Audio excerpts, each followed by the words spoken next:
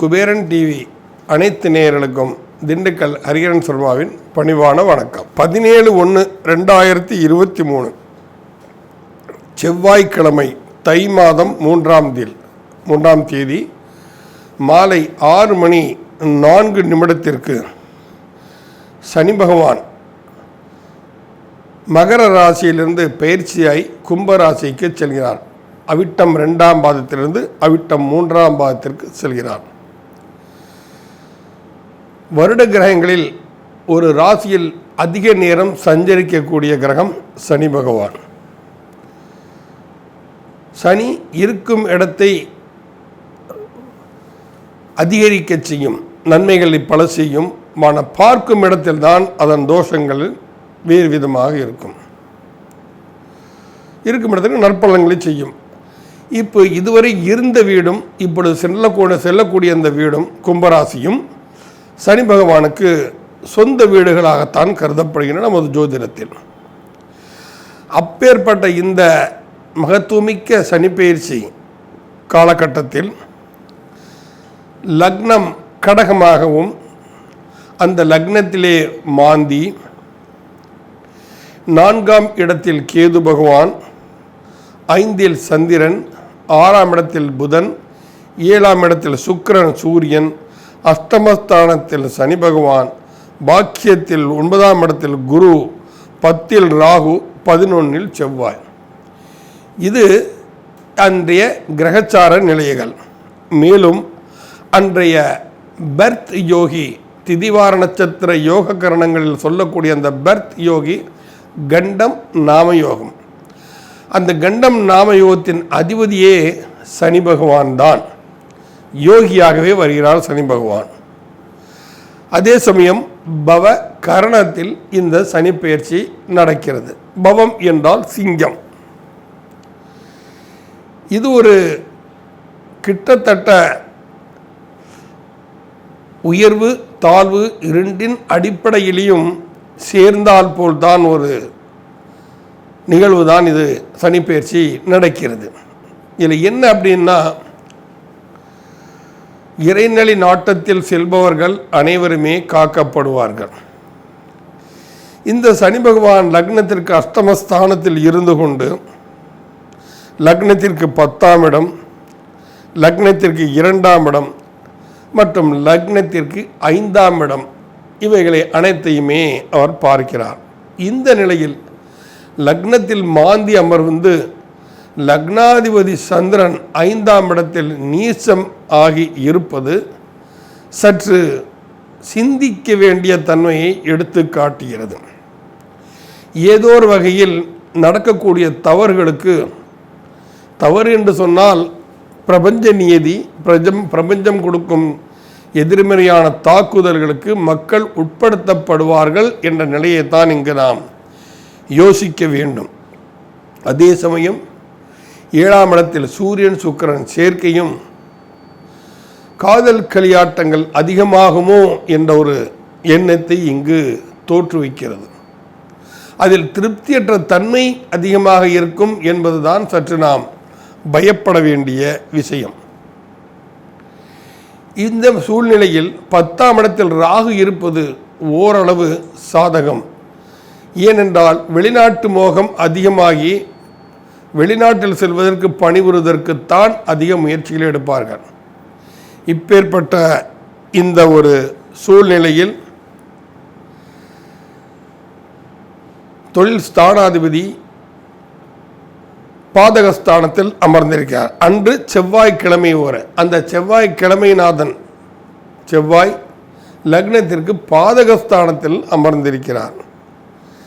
இந்த சூழ்நிலையில் இது போன்ற கிரக அமைப்பில் 12 ராசிக்காரர்களுக்கும் எது போன்ற நன்மை தீமைகள் சாதக பாதக நிகழ்வுகள் நடக்கும் என்பதை நாம் சற்று விரிவாக இங்கு நாம் பார்க்கலாம். கன்னிராசி நேயர்களே, இந்த சனி பெயர்ச்சி உங்கள் ராசிக்கு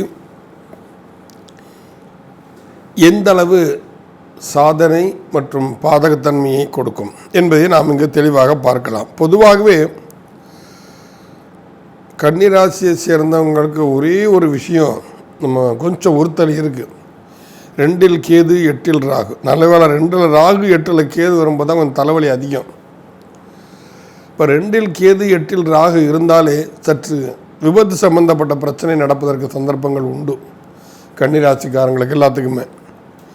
இப்போதான் குறைக்கும் இப்போ சனி பகவானுடைய பார்வை வேறு அங்கே இருக்கிறது. இது எல்லாத்துக்கும் மீறி மாரகாதிபதி குரு உங்கள் ராசியை பார்க்கிறார். மாரகாதிபதியாகிய குரு உங்கள் ராசியை பார்க்கிறார். அந்த குரு பாபக்கத்திரியில் 2 பக்கம் 2 பாப கிரகங்களுக்கு மத்தியில் சேர்க்கையில் அவர் அமர்ந்திருக்கிறார். இதை தான் நம்ம கொஞ்சம் எச்சரிக்கையோடு இங்கே நம்ம கவனிக்கணும். ராசியாதிபதி புதன் கேந்திரம் ஏறி இருக்கிறார், திரிகோணம் ஏறணும். ஆனால் கேந்திரம் ஏறி உட்கார்ந்துருக்கார். ஆனால் பாக்கியாதிபதி திரிகோணம் ஏறி இருக்கிறார். அது ஒரு நல்ல விஷயம்தான். இதுவரை 5ஆம் இடத்தில் சனி பகவான் இருந்து கொண்டு 5ஆம் இடத்தில் பாபகிரகங்கள் அதிகமாக இருக்கக்கூடாது. சனி பகவான் இதுவரை அங்குதான் சஞ்சரித்து கொண்டிருந்தார் 5ஆம் இடத்தில்.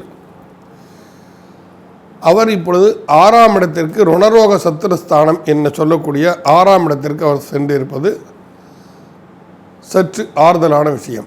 5இல் சனி இருந்தால் இப்போ கன்னிராசிக்காரங்க நிறைய பேருக்கு குழந்தை இல்லாத ஒரு தன்மை இருந்திருக்கும். கன்னிராசியில் பிறந்தவங்களுக்கு திடீர்னு இப்போ கல்யாண சம்பந்தப்பட்ட பிரச்சனை நடத்தால் அதுவும் கண்டிப்பாக சரியான தீர்வாக இருக்கான 7ல் குரு இருக்கான். குரு இருக்க கெடுக்கும். இந்த தன்மையும் குரு செஞ்சுட்டு தான் இருக்குது. அப்போ மாரகாதிபதி இல்லை உங்களுக்கு, உங்கள் ராசிக்கு மாரகாதிபதி. ஸோ உங்கள் ராசியாதிபதியாக பலமாக இருக்கான்னா அவன் கேந்திரம் ஏறி இருக்கான். அவன் கேந்திரம் ஏறக்கூடாது, திரிகோணம் தான் ஏறணும். சரி, ஆனதாகி போச்சு, அதுக்கு என்ன செய்ய? இப்போ 2ஆம் இடத்தில் கேது இருந்து குடும்பத்தில் சில குழப்பங்களை ஏற்படுத்தி கொண்டிருந்திருப்பார். 2இல் கேது இருந்தால் 2 விஷயம் இருக்குது. ஒன்று, கேது பலமாக இருக்காது. சுக்கிரனோட வீட்டில் பலம்தான் கேதுவுக்கு. என்ன அப்படின்னா, கேள்வி ஞானங்களில் சிறந்து விளங்குவார். கல்வி கேள்வி ஞானங்களில் சிறந்து விளங்குவார். இன்னொன்று என்ன அப்படின்னு சொன்னால், ஒரு விரக்தி மனப்பான்மையும் ஏற்படும். என்னையா வாழ்க்கை, வெட்டி வாழ்க்கையை வாழ்ந்துக்கிட்டு நம்மளும் பொழுது போய்கிட்டு இருக்கிறோமே, இதெல்லாம் ஒரு வாழ்க்கையாக நமக்கு பேசாமல் எங்கேயாவது கைரீரமாகி தூக்கில் தொங்கிட்டு போகலாமான்னு கூட எண்ணங்கள் வரும். இது எல்லாத்தையுமே அந்த கேது பகவான் கச்சிதமாக செய்யும். 2ஆம் இடத்தில் இருக்கக்கூடிய கேது. இப்போ உங்கள் லாபஸ்தானத்தில் தான் மாந்தி உட்காந்துருக்கா. ஆனால் மாந்தியை பற்றி நீங்கள் அதிகமாக கவலைப்பட வேண்டிய அவசியம் கிடையாது. அப்போ விரையாதிபதி பூர்வ புண்ணிய ஸ்தானத்தில் அமர்ந்திருக்கிறால சூரியன். அப்போ குழந்தைகள் ரீதியாக விரயங்கள் ஏற்படுவதற்கு சந்தர்ப்பங்கள் இருக்கின்றன. எப்படி அப்படின்னா, கல்வி கேள்விகளில் கோவில் குளங்களை அழைத்து செல்வது, பெற்றோர்களை அழைத்து செல்வது கோவில் குளங்களுக்கு, இது போன்ற விஷயங்கள் செலவுகள் இருந்து கொண்டு தான் உங்களுக்கு இருக்கும். சரி, 3ஆம் இடத்தில் மனோகாரகன் சந்திரனும் சாதகமற்ற தன்மையில் அமர்ந்திருக்கிறார். அப்போ இங்கே எந்த கிரகமே பாசிட்டிவாக இருக்கா அப்படின்னு சொன்னால் இல்லை. ஏன்னா புதனுக்கு யோகத்தை செய்யக்கூடிய கிரகங்கள் எடுத்துக்கிட்டிங்கன்னா சுக்கிரன், சனி, புதன். இல்லை, சுக்கிரன் மாத்திரம்தான் சாதகமாக உட்கார்ந்துருக்கிறார். அதுவும் மாந்தியோட பார்வையில் உட்கார்ந்துருக்கிறாப்புல. வேறு எந்த கிரகமே சாதகமான சூழ்நிலையில் இல்லை என்பது தான் இங்கு யதார்த்தமான ஒரு உண்மை.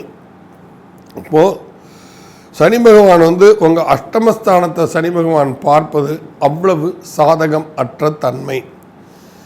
இப்போ சனி பயிற்சி ஆனதுக்கு பிறகு சனி அங்கேருந்து 8ஆம் இடத்தை பார்ப்பான். 8ஆம் இடத்தை ஏற்கனவே ராகு உட்கார்ந்துருக்கிறான். கொஞ்சம் வண்டி வாகனங்களில் கன்னிராசிக்காரர்கள் எச்சரிக்கையாக கண்டிப்பாக செல்ல வேண்டும். அவசரப்படவே வேண்டாம். நடந்து போகிற தூரம்னா நடந்தே போயிருங்க, வண்டியில் போயிட்டுருக்காதீங்க. ரோடை கிராஸ் பண்ணும்போது எச்சரிக்கையாக கிராஸ் பண்ணுங்கள். ரோட்டை அவசரப்பட்ட இந்த ஒரு நிமிஷத்தில் ஓடிடலாம் அப்படின்னு சொல்லிட்டு ஓடாதீங்க. அதெல்லாம் கொஞ்சம் எச்சரிக்கை தேவை. ராகு 8இல் இருப்பதால் சில விபரீத யோகங்களும் கிடைப்பதற்கு சந்தர்ப்பங்கள் இருக்கின்றன. அதையும் நம்ம பார்க்கணும். ஏன்னா ராகு புதனுக்கு ஒரு பகை கிரகம் கிடையாது. அப்போது விபரீத யோகங்களும் கிடைப்பன. திடீர் அதிர்ஷ்டம் ஏற்படக்கூடிய தன்மையில் ஏற்படும். அதே சமயம் நம்ம அது என்ன சொல்லுவாங்க, இன்சூரன்ஸ் சம்மந்தப்பட்ட விஷயங்கள், கேமரா சம்மந்தப்பட்ட விஷயங்கள், ஷூட்டிங் போகிறது, அதுக்கப்புறம் டாக்டர்கள் மருத்துவர் சம்பந்தப்பட்ட விஷயங்கள், இதுக்கு எல்லாமே ராகு ஒரு உன்னதமான தன்மையை கொடுக்கும். ஏன்னா மணிமந்திர ஔஷதத்தின் அதிபதிகளே ராகு கேதுக்கள் தான். அஸ்வினி தேவர்கள் என்ன சொல்லுவாங்க, அது ராகு கேதுக்களுக்கு தான் அது சரியாக வரும். இப்போ நர்ம சம்பந்தப்பட்ட பிரச்சனைகள் வருவதற்கு சந்தர்ப்பங்கள் கண்டிப்பாக இருக்கிறது. அவர் அங்கேருந்து 2ஆம் இடத்தை வேறு அவர் பார்க்குறார். ராகு 2ஆம் இடத்தை மட்டுமல்ல, அஷ்டமஸ்தானத்தையும் பார்க்குறாரு, இது ரோகஸ்தானத்தையும் பார்க்குறாரு, 10ஆம் இடத்தையும் ராகு பார்க்குறார். அப்போ 10ஆம் இடத்தை ராகு பார்ப்பது ஒரு விசேஷம்தான். ஏன்னா வெளிநாடு செல்லக்கூடிய ஒரு யோகம் கண்டிப்பாக உங்களுக்கு கல்ஃப் கண்ட்ரிகெலாம் நீங்கள் போகலாம். அதுக்குண்டான முயற்சி எதுவாக இருந்தாலும் நீங்கள் இந்த காலகட்டத்தில் எடுப்பது, இந்த சனிப்பெயர்ச்சிக்கு பிறகு எடுப்பது ஒரு நல்ல விஷயம் என்று தான் நாம் இங்கு சொல்ல வேண்டும். அப்போ அந்த சனி பகவான் உங்கள் விரயஸ்தானத்தை பார்ப்பது, புதனுக்கு சனி நட்பு என்று சொல்வதால் அவர் சனி பகவான் விரயஸ்தானத்தை பார்ப்பது என்பது சற்று சாதகமான விஷயம் என்று தான் சொல்லலாம். விரயங்கள் ஏற்படும், ஆனால் அதிலும் ஆதாயம் கண்டிப்பாக இருக்கும். கன்னிராசிக்காரர்களுக்கு விரயங்கள் ஏற்படும், அதில் ஆதாயம் கண்டிப்பாக இருக்கும். பூர்வ புண்ணியஸ்தானம் இங்கு பலம் பெறுகிறது. சுக்கிரன் அங்கு நட்பில் தான் இருக்கிறார், பாக்கியாதிபதி. அதே சமயத்தில் சனியும் ஆட்சி பலத்தில் இருப்பதால் அந்த ராசியாதிபதி சுக்கிரன் இருக்கும் ராசியாதிபதி சனி பகவான் ஆட்சி பலத்தில் இருப்பதால் உங்களுக்கு பாக்கிய உன்னதி கிடைக்கும். பூர்வீக சொத்துக்கள் சம்பந்தப்பட்ட பிரச்சனைகள் எதுவாக இருந்தாலும் அது நிச்சயமாக இந்த சனிப்பெயர்ச்சிக்கு பிறகு அது சால்வ் ஆயிரும் உங்களுக்கு. அதை பற்றிலாம் நீங்கள் பயப்பட வேண்டாம். இதுவரை குழந்தை இல்லாதவருக்கு குழந்தை பிறக்கும். வீட்டில் மழலை சத்தங்கள் கண்டிப்பாக கேட்கும். விரையாதிபதி சூரியன் 5இல் இருப்பதால் தான் நான் முதல்ல சொல்லிட்டேன், குழந்தைகளுக்காக விரயம் செய்ய வேண்டி வரும். குழந்தைகளுக்காக மட்டுமல்ல, உங்களுடைய செயல்பாடுகள் உங்கள் தொழில் ரீதியாகவும் நீங்கள் விரயம் செய்ய வேண்டி வரும். அரசு அதிகாரிகளுக்கு சற்று சாதகமான ஒரு காலகட்டம் என்று தான் சொல்ல வேண்டும். இருப்பினும் அவர்கள் எச்சரிக்கையாக இருக்க வேண்டும். ஏன்னா பாதகாதிபதி 2 பேரும் ஒருத்தருக்கு ஒருத்தர் பாதகாதிபதிகள். சூரியனும் சரி சுக்கிரனும் சரி இருவரும் ஒருவருக்கொருவர் பாதகாதிபதிகள். இந்த பாதகாதிபதிகள் போகிற நேரத்தில் உட்கார்ந்து இருக்கிறதுங்கன்னா அவர் பூர்வ புண்ணிய தோஷ பிரகாரம் ஏற்படும் வினைகளை சற்று ஜோதிடர்களும் கலந்த ஆலோசனத்தில் பூர்வீக தோஷங்கள் என்ன இருக்கிறது அவங்கவுங்க ஜாதக ரீதியாக தான் நமக்கு தெரியும். நாங்கள்லாம் இப்போ சொல்கிறது ஒரு பொதுவான பலன்கள். அப்போ பூர்வீக தோஷங்கள் எதுவும் இருந்தால் அதை தீர்த்து வைப்பது இந்த காலகட்டத்தில் உங்களுக்கு சாதகமாக அமையும். 11ஆவது லாபஸ்தானாதிபதி 3ஆம் இடத்தில் நல்லது செய்யும் நிலையில் இல்லை. ஒரு தன்மை கொஞ்சம் கோமா ஸ்டேஜ் சொல்லலாம், அந்த மாதிரி தான் இருக்குது. நீச்சமாக சந்திரன் போனதுனால அதெல்லாம் அப்போ அதே சமயத்தில் அதை உங்களுக்கு கன்னி ராசியும் குரு பார்க்குறாப்புல, சந்திரனையும் குரு பார்க்குறாப்புல. அப்போ முயற்சி நீங்கள் தாராளமாக செய்வீங்க. ஏன்னா சனி பகவானும் உங்களுக்கு ராசிக்கு யோகாதிபதியான சனி பகவானும் அந்த சந்திரனை பார்வையிடுகிறார். அப்போது செயலாற்றும் தன்மை, மனோவேகம்னு சொல்லுவாங்க. மனத்தில் ஏதாவது போட்டு திங்க் பண்ணிக்கிட்டே இருக்கணும். எதை செய்தால் நாம் முன்னேறலாம், எவ்வாறு முன்னேறலாம், எப்படி முன்னேறலாம் என்றெல்லாம் பல வகையான விஷயங்களை அசை போட்டு கொண்டிருக்கக்கூடிய காலகட்டங்கள் இது. அதில் வெற்றியும் காண்பீர்கள் நீங்கள். இந்த சனி பயிற்சி உங்களுக்கு சற்று ஆறுதல் என்று சொல்லலாம். ஆறுதல் ஏன்னா 5ஆம் இடத்திலிருந்து ஒரு பயிற்சியாகி அவர் 6ஆம் இடத்தில் சென்று அமர்ந்திருக்கிறார். ருணரோக சத்துருஸ்தானம் உங்களுடைய உடல்நிலையை சீரமைக்கப்படும்.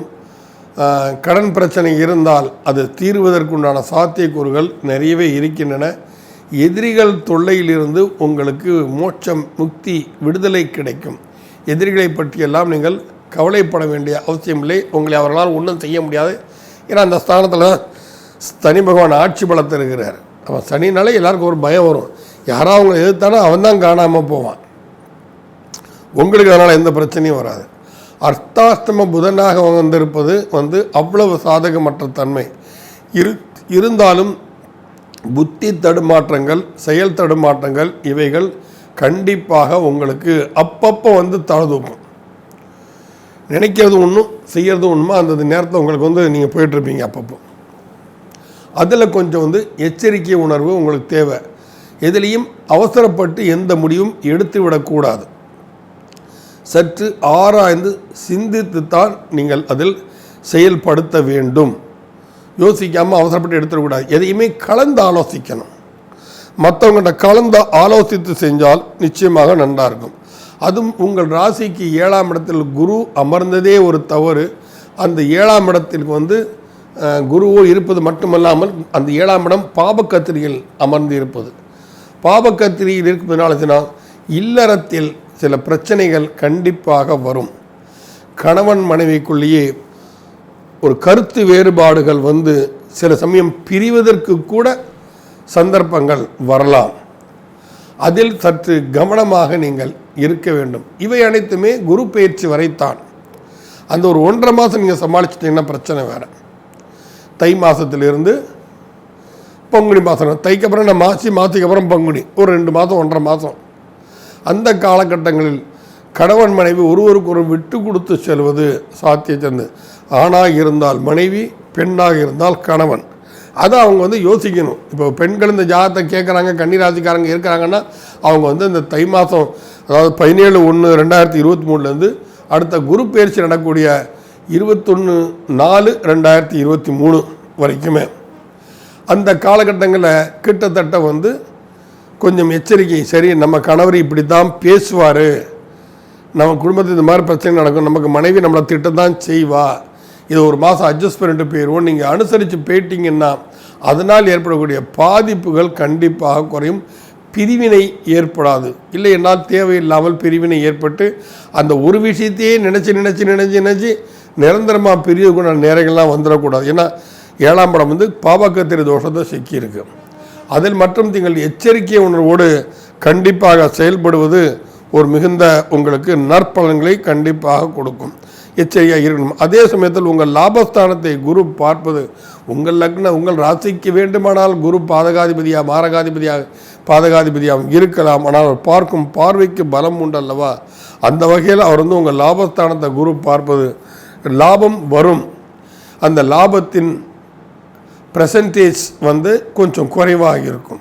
எங்கே ஒரு 90% வரணுமோ அங்கே ஒரு 45-50% தான் வரும் உங்களுக்கு. அதனால் அதில் கொஞ்சம் எச்சரிக்கை உணர்வோடு இருக்கணும். மற்றபடி பாக்கியாதிபதியும் குடும்பஸ்தானாதிபதியும் ஆகிய சுக்கிரன் 2ஆம் 5ஆம் இடத்தில் இருப்பது என்பது குடும்பத்தில் குதூகூலம் கண்டிப்பாக இருக்கும். எல்லாத்தையுமே நீங்கள் விளையாட்டு போல் கொண்டு போயிட்டீங்கன்னா அங்கே அதுதான் பிரச்சனை.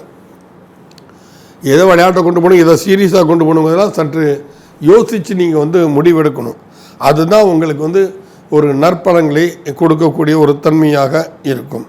அதே சமயம் ஏற்கனவே நான் சொல்லிட்டேன், அஷ்டமஸ்தானத்தை வந்து உங்கள் குரு வந்து மன்னிக்கணும். சனி பகவான் வந்து அஷ்டமஸ்தானத்தை பார்க்குறார். ஆனால் வண்டி வாகனங்கள் சற்று எச்சரிக்கை உணர்வோடு செல்வது நல்லது. மிதவேகம் மிக நன்று. நான் பல சந்தர்ப்பங்கள் அதை சொல்லிக்கிட்டு தான் இருக்கிறேன். அதே சமயம் உங்களுக்கு அஷ்டமாதிபதி வந்து உங்கள் 4ஆம் இடத்தையும் பார்க்குறாரு, விரயஸ்தானத்தையும் பார்க்குறாரு, முயற்சி ஸ்தானத்தையும் பார்க்குறாரு. செவ்வாய் பகவான் 8ஆம் அதிபதியாகி அஷ்டமாதிபதியாகவும் 3ஆம் அதிபதியான செவ்வாய் பகவான் உங்கள் விரயஸ்தானத்தையும் அவர் பார்க்குறாரு. அப்போ வந்து பொருள் விரயங்கள் ஏற்படுவதற்கு சாத்தியக்கூறுகளும் இருக்கின்றன. செவ்வாயும் பயிற்சியாகி எங்கள் செல்வம் வரை. அதே சமயத்தில் முயற்சி ஸ்தானத்தில் இருக்கும் சந்திரனை அவர் பார்ப்பதால் சந்திரனுடைய நீசத்தன்மை விலகிவிடும். அவர் அதனால் மனோ தைரியமாக சிந்தித்து செயலாற்றும் தன்மையை கொடுக்கும். அதே சமயத்தில் 4ஆம் இடம் ஆகிய உங்கள் ராசி அதிபதியை அவர் செவ்வாய் பார்ப்பதால், 4ஆம் இடத்தில் வந்து ஏற்கனவே சொல்லியிருக்கோம், நம்ம வந்து சுபகிரகங்கள் வந்து கேந்திரம் ஏறக்கூடாதுன்னு. அந்த தோஷத்தையும் நீக்கி வீரத்தோடு கலந்த விவேகத்தோடு கலந்த வீரத்தை செயல்படுத்தக்கூடிய ஒரு தன்மை உங்களுக்கு கண்டிப்பாக உண்டு. அதில் நீங்கள் சீரும் சிறப்புமுடன் கண்டிப்பாக நீங்கள் செயல்பட்டு கொண்டு இருப்பீர்கள் என்பதில் எந்த மாற்று கருத்தும் இல்லை. ஆக வந்து நீங்கள் வந்து இப்போ என்ன செய்யணும் அப்படின்னு சொன்னால், புதன் எடுத்துக்கிட்டால் உங்கள் ராசிக்கு 4 அர்த்தாஷ்டமரா புதனாக அவர் அமர்ந்திருக்கிறார். பொதுவாகவே புதன் மறைந்தால் நல்லதுன்னு நம்ம எல்லாம் சொல்கிறோம். ஆமாம், அந்த புதன் வந்து நீச்சத்தை நோக்கி பயணித்து கொண்டிருக்கிறார். இங்கே செவ்வாயும் நீச்சத்தை நோக்கி பயணிக்குது, சனியும் நீச்சத்தை நோக்கி பயணிக்குது, புதனும் நீச்சத்தை நோக்கி பயணிக்கிறது. அப்போ குரு ஒன்று தான் பவர்ஃபுல்லாக இருக்கான், சுக்கிரன் ஒன்று தான் உச்சத்தை நோக்கி பயணிக்கிறது. ஆக அது உங்களுக்கு நல்லது தானே. பாக்கியாதிபதி உச்சத்தை நோக்கி பயணிப்பது நல்ல விஷயம் தானே உங்களுக்கு. அதனால் அந்த வகையில் ஆறுதலாக நமக்கு நிச்சயமாக இருக்கலாம். பூர்வ புண்ணியஸ்தானமும் ரோகாதிபதியும் சனி நீச்ச நோக்கி போனால் அது நீச்சமாகிறதுக்கு இன்னும் ஒரு 7.5 வருஷம் இருக்குது. இன்றைக்கி நாளைக்கு 7.5 வருஷமாக இருக்குது. அதனால் அதை பற்றியெல்லாம் ரொம்ப கவலைப்பட வேண்டிய அவசியம் உங்களுக்கு கிடையாது. அதனால் இப்போ செவ்வாய் நீசமானதை பற்றி நீங்கள் அஷ்டமாதிபதி நீசமானால் உங்களுக்கு என்ன, லாபஸ்தானத்தில் போய் அவர் நீசமானார், கவலையே இல்லை. அதை பற்றிலாம் ஒன்றும் பரவாயில்லைண்ணா. அந்த விபத்துகள் நடக்கும் சொன்னால் அதெல்லாம் தவிர்க்கப்படலாம். அந்த சூழ்நிலைகள்லாம் கண்டிப்பாக உங்களுக்கு ஏற்படுத்தி கொடுக்கும். அதே சமயத்தில் சந்திரன் 2 நாளைக்கு ஒரு தடவை மாறிடுவான். ரொம்ப நாள்லாம் அங்கே உட்காந்துருக்க மாட்டாப்பல. இங்கே என்ன அப்படின்னா சந்திரன் சர்ப்பத்திரைகாணத்தில் போய் மாட்டியிருக்கான். லாபாதிபதி சர்ப்பத்திரைகாணத்தில் மாட்டியிருப்பதால் லாபம் பாதிக்கப்படும். வருமானத்தை பொறுத்த வரைக்கும் வருமானம் உங்களுக்கு சற்று பாதிக்கப்படலாம். அதில் கொஞ்சம் நீங்கள் கவனத்துடன் செயல்பட்டு வாருங்கள். அது உங்களுக்கு அதீத நற்பலன்களை கண்டிப்பாக கொடுக்கும். ஆக புதன் கன்னிராசிக்கு அதிபதியாகிய புதன் 4ஆம் இடத்தில் இருந்து கொண்டு உங்களுடைய 10ஆம் இடத்தை பார்ப்பது தொழிலில் கண்டிப்பாக ஒரு மேன்மையாகும். ஏன்னா புதன்னாலே வியாபாரம் சொல்லணும். அந்த வியாபாரத்துக்கு அதிபதியாகிய புத பகவான் 4ஆம் இடத்தில் இருந்து 10ஆம் இடத்தை தன் சொந்த வீட்டையை பார்ப்பது என்பது தொழில் சற்று மேன்மையோடு நீங்கள் கண்டிப்பாக செயல்படுவீர்கள். எழுத்து சம்பந்தப்பட்ட வேலை, டாக்குமெண்ட் ரைட்டர்ஸு, அப்புறம் இந்த வாதாடும் திறமை, வக்கீல், டீச்சர் தொழில், இவை எல்லாமே அந்த வேலை தேடிக்கொண்டிருப்பவர்களுக்கு அது சிறப்பாக கண்டிப்பாக அமையும் என்பதில் மாற்று கருத்து எதுவும் இல்லை. அப்புறம் ஜெராக்ஸ் சென்டர் வைக்கிறது, கால் சென்டர் வைக்கிறது, எழுத்து கணக்கர் வேலை பார்ப்பது, பேங்க் ஒர்க்கு பார்க்குறது, அப்புறம் மத போதகம் சொல்லுவாங்க இல்லையா, மத போதகருங்கிற இடத்துல தான் பார்க்குறது, போதிக்கும் தன்மையோடது, டீச்சர்ஸு, இது போன்ற அனைத்து விஷயங்களுக்குமே அது சரியாக இருக்கும். ஆக இந்த கன்னிராசிக்காரர்கள் இப்பொழுது சிறப்பான வாழ்க்கையை பெற வேண்டும் என்று சொல்லப்போனால் அவர்கள் பெருமாள் வழிபாடில் மிகுந்த அக்கறை செலுத்த வேண்டும். புதன்கிழமை தோறும் பெருமாள் கோவிலுக்கு சென்று துளசி மாலை வாங்கி கொடுத்து பிரார்த்தனை செய்து வாருங்கள். நிச்சயமாக உங்களுக்கு நல்ல கதி, நல்ல விஷயம் கிடைக்கும். இந்த சனி பயிற்சினால் இதுவரை 5இல் இருந்த சனி மாறி 6ஆம் இடத்திற்கு சென்றது ஒரு வகையில் கன்னிராசிக்காரருக்கு மிகவும் நன்மையை. பெருமாள் வழிபாடு பண்ணுங்கள். எல்லாம் நாராயணன் செயல் என்று ஓம் நமோ நாராயணா என்று சொல்லுங்கள். நிச்சயமாக உங்கள் வாழ்வில் முன்னேற்றம் கிடைக்கும். அடுத்து நாம் இன்னும் துலா ராசியில் சந்திப்போம். நன்றி, வணக்கம். ஸ்ரீ குபேரன் டிவியை பார்த்தமைக்கு நன்றிகள். மேலும் இது போன்ற தகவல்களை தெரிந்து கொள்ள ஸ்ரீ குபேரன் டிவியை சப்ஸ்கிரைப் செய்யுங்கள். மறக்காமல் பெல் ஐக்கானை கிளிக் செய்யுங்கள்.